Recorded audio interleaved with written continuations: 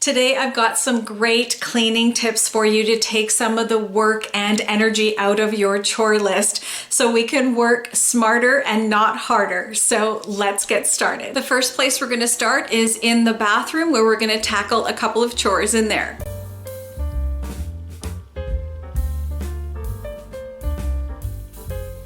Now, cleaning the toilet is one of those jobs that not many of us enjoy doing, but it's one of those jobs that we have to do regularly. But I have discovered a way to keep the toilet bowl cleaner longer, and I've been using this method the last month or so, and it works wonderfully. So just clean your toilet as you normally would, and then after a day or so, just take a squirt or two of dish soap and put it right into the toilet tank. And then what will happen is when you flush the toilet, you'll get this nice sudsy, soapy water running through the bowl, keeping it cleaner for longer. The nice thing about it is that dish soap is very gentle. It's not going to damage any of the apparatus that's inside the tank. The soap lasts for a few flushes, and you just need to repeat this maybe 2 or 3 times a week, and it just keeps the bowl nice and fresh for longer.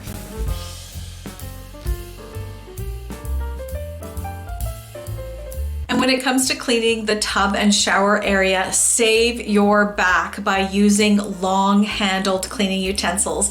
And this could be something as simple as a broom with a microfiber cloth attached to it, or if you have a specific mop that you use that's just for the tub and shower, or you can actually get a fancy rotating scrub brush, which is fantastic because then you don't have to bend over or scrub at all. And I am actually thinking of getting one for myself and maybe one for my mom too. I'll link one in the description for you. Another thing that's really handy is those long handled grabber tools, and there's so many uses for these. You can not only use it to pick up clutter off the floor, but you can use it to get way back into the back of the dryer or the washer where it's very difficult to reach. And if you get a heavier duty one that has rubber tips, it grabs on really well and nothing slips out. And speaking of using long handled devices to keep you from bending over, I also use a pair of long kitchen tongs to help me get things from high cupboards so I don't have to get up onto a chair to get things.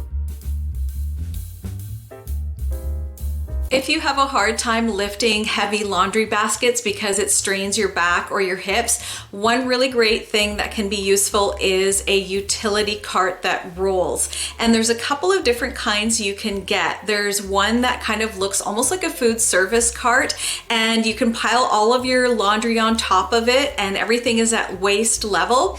And then you can just wheel it in, wash your clothes, and then take your clean, dry clothes and pile it back on, and then wheel it into the bedroom or to the couch or wherever it is that you fold your clothes. Utility carts are also really handy for moving heavier items from one room to another. The other kind you can get almost looks like a rolling shopping cart, and some of the designs you can even roll it up and down stairs. If you get one of these, you want to be careful not to get one that's too tall or too deep. You want to make it easy for you to actually bend over and get to the bottom of it.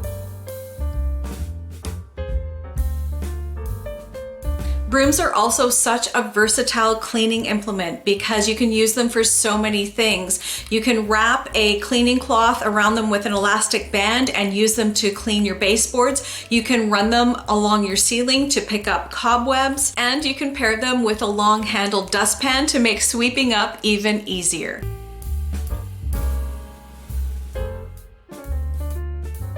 If you want to spend less time scrubbing dishes, a great habit to get into if you have a double sink is to put the stopper in on one side of the sink and fill it up with hot soapy water. And then as you go about your day and you're dirtying dishes and forks and knives, put them in the sink with the hot soapy water so that they can soak until you're ready to either put them in the dishwasher or wash them by hand. All the grease and grime will come off so much easier if they've had a chance to soak. Now, I don't have a double sink. Mine is a large single one. So what I do is I have a basin in mine, and I like using it because it gives cups and glasses a soft place to land and also gives a chance for dishes to soak.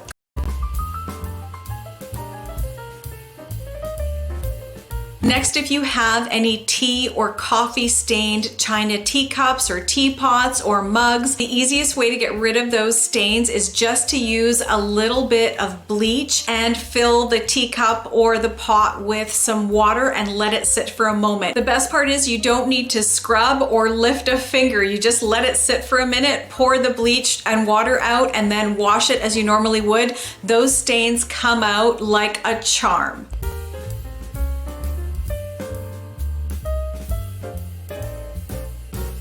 Also, these mesh laundry bags are fabulous to use in the dishwasher, and these are great for corralling things like water bottle lids or lids from small plastic containers that tend to get lost in the dishwasher. So just pop them in, put them in the dishwasher, and let the hot soap and water do its thing.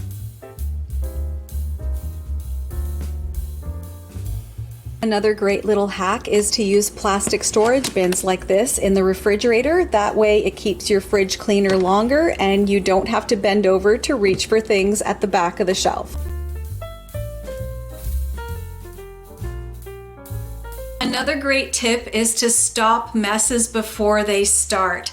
How many times do we find ourselves taking things that belong in one room and we take them into other areas of the house? So for example, how many times have we found cereal bowls and coffee cups and plates sitting on the end table in the living room or on the nightstand in the bedroom? This may seem like an insignificant thing, but what's happening is we're taking these items out of the room that they belong in and that they're used in, which is the kitchen, and we're taking them to other areas of the house. And now we're having to go into those other areas and gather up all the things that we've used and take them back into the area that they belong in. So if we use those items in their dedicated spaces, it goes a long way to keeping our homes a lot tidier.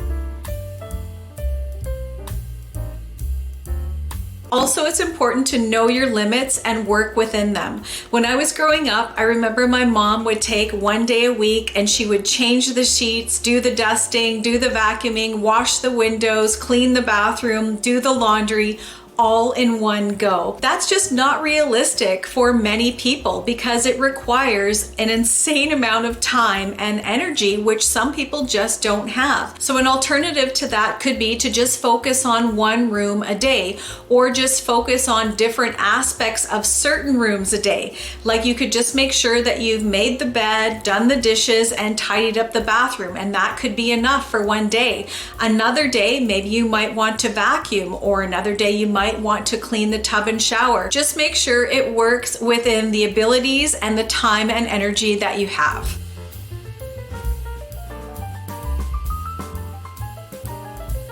And of course, stay on top of clutter, because if you have fewer things around, your home automatically looks cleaner and tidier. It's also a good idea to maybe get some baskets or some containers to corral the things that you use on a regular basis, put them in your cupboards, and then slide them out, and you've got a nice tidy place to organize your things.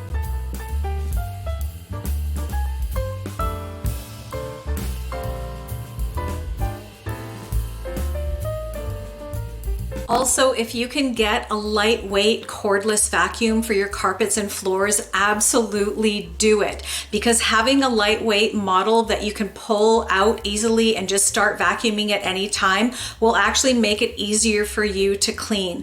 And I actually am looking for one of these. I don't have one. Mine is kind of an old school canister heavy vacuum, and it's kind of a pain to drag it out of the closet all the time and set it all up. And I swear I'm going to trip over it one of these days. Having a cordless option would be one less thing to trip over while I'm cleaning. You know, cleaning can be challenging sometimes, but there are some ways that we can simplify some jobs to make them a little bit easier. And I hope you enjoyed the tips that I had for you today. Take care, everyone, and we'll catch you in the next one.